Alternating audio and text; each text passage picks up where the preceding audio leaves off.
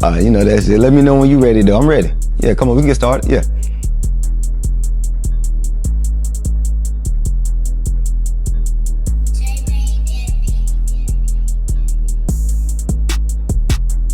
Oh, peace, love, and light to you, family. You know it's such a beautiful and amazing day. Coach Akeem Shea, we checking in for practice on Sundays. You know, this is where we come for personal development. No fluff, no gimmick. You know, we're not here to be cliche with one another with all of that motivational rhetoric, right? We're going to get to it. We're going to have practical principles so we can apply it to our life and we can really grow and elevate. In 2026, we're going to really grow through situations. And we're going to apply the information to our life so we can elevate, educate, and educate that next generation. So last week, y'all know we talked about the 5 Ds. Okay, I don't care if you call it Satan, the devil, Lucifer, whatever name you want to put on it. That lower vibration, there's 5 characteristics that we really want to make sure that we're careful of and we're being mindful and it's not showing up in our mind. All right, that's the one thing that we need to understand today. The first thing that I'm going to get into, we have to be able to control our mind, especially as leaders, when we're a part of a community, whatever the case may be. We got to be able to control our thoughts. We can't control anybody else until we control ourselves, right? You can't control anybody else unless you can control your own attitude, your own mouth, your own energy and emotions and your own thoughts, man. Some of us need to start there. And I'm going to give a little recipe or a little ritual, as we like to say in our culture, to really and truly help you uplift your mind, man. So that way you can control those thoughts, all right?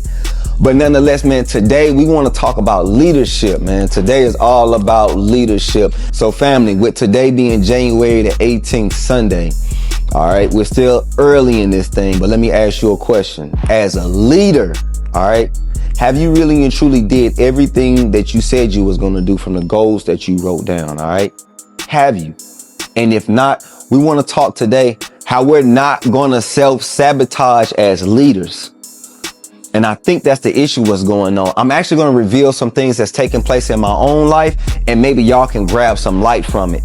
And I brung my notes because I want us to be thorough and not ramble, because I'm going to give the principle today, and you know, we'll dialogue about it through the rest of the week.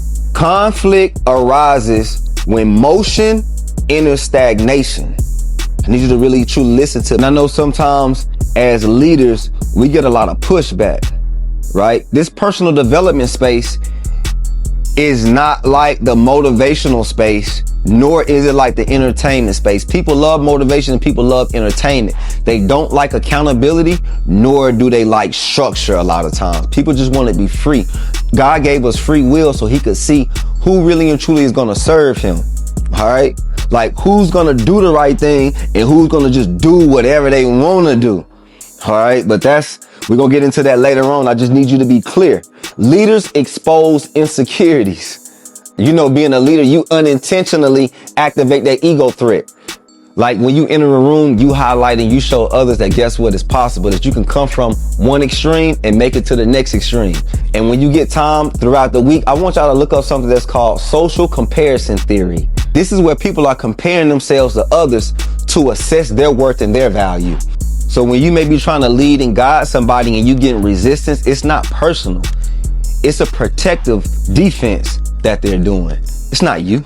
Low vibrational people, they hate accountability. They hate structure. And then here you come along with your teachings. Your teachings is being misread as dominance. Like you think you better than me.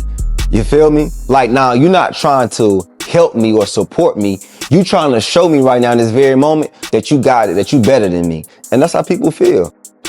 Take this with y'all today, family. Plug it into your daily regimen. Like I said, we're going to add this as a ritual. Look this up. I'm not going to be explaining a lot of things on here. I'm going to give you the gems and you got to do the work.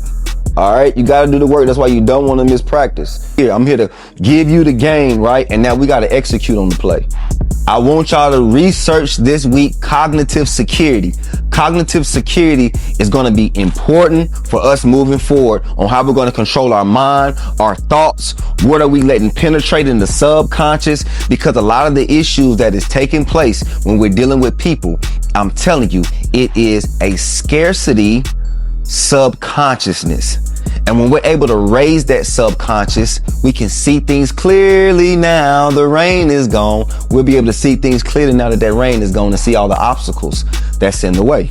Insecure minds operate from a scarcity subconscious. That's why I was talking about cognitive security and how important that's going to be, so we can raise the subconscious and move with a discerning spirit, knowing what relationships we need to engage in, who we need to be helping, who maybe we need to step back from because they're going through their own personal thing that them and God are growing through, and it's not for me to put my hands on and to help them right now.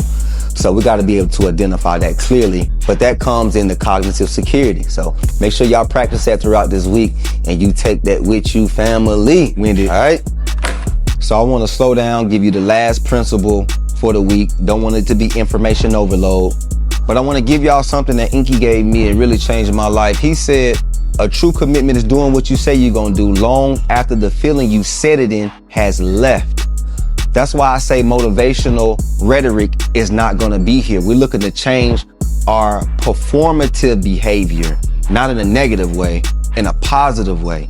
Being able to execute on everything that we have in our mind in real life. All right. Building it out as a true creator, as a co-creator. Like God create, we create as well too. All right. So make sure you stand committed to what it is that you say you're going to do long after the feeling you set it in has left. Family.